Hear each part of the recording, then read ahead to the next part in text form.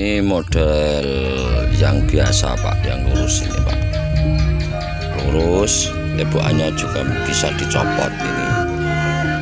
Ini ukirannya kayu jati, kayu jati. Ini lingkarannya ini bambu. Ini di soko penyangga ini, tiangnya ini sampai atas. Ini bambu ini, tapi ditempel variasi ini ukir kayu jati, karena ini sokonya sampai atas jadi lebih kuat Pak.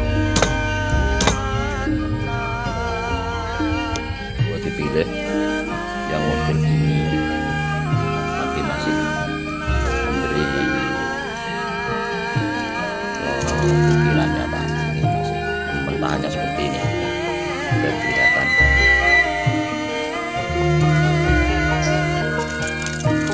Sokonya dari sini sampai bawah ini masuk sampai bawah tanpa